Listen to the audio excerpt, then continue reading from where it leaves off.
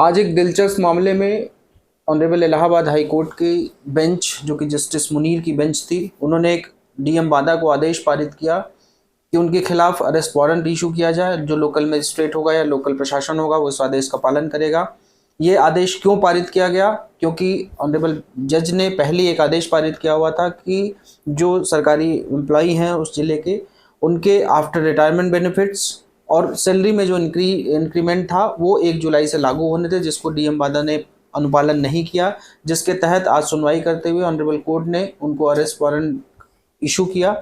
अब मसला ये होता है कि अगर डीएम बादा रातों रात या फिर एक आध दिन में समय लेकर उस आदेश का अनुपालन कर लेते हैं और फिर कोर्ट के सामने, उसी कोर्ट के सामने जिस कोर्ट ने आदेश पारित किया, उस कोर्ट के सामने अगर पेश हो जाते हैं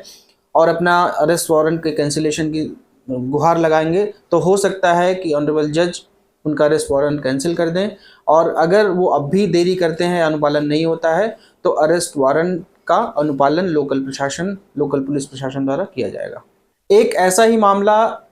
पिछले साल आपने सुना होगा, रितु माहेश्वरी जो नोएडा अथॉरिटी की सीईओ थी, उन्होंने ऑनरेबल हाई कोर्ट के आदेश का पालन नहीं किया था। इनके खिलाफ अरेस्ट वारंट इशू कर दिया गया था और वो टाइम पे कोर्ट भी नहीं पहुंची थी, जिसके एवज में उनके खिलाफ अरेस्ट वारंट इशू कर दिया गया था। लेकिन वो रातों रात अनुपालन ना करते हुए सुप्रीम कोर्ट चली जाती हैं और सुप्रीम कोर्ट से उनके अरेस्ट वारंट पर रोक लग जाती है।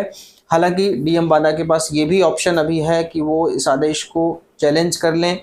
और सुप्रीम कोर्ट में कुछ ऐसी वजहें बता दें जिसकी वजह से, क्योंकि तमाम इनके पास आधिकारिक काम होते हैं, तमाम प्रशासनिक काम होते हैं, अगर उन वजहों को अगर सुप्रीम कोर्ट समझता है कि वो वजह वाजिब हैं, तो हो सकता है इनका जो अरेस्ट वारंट है उस पर भी स्टे लग जाए। लेकिन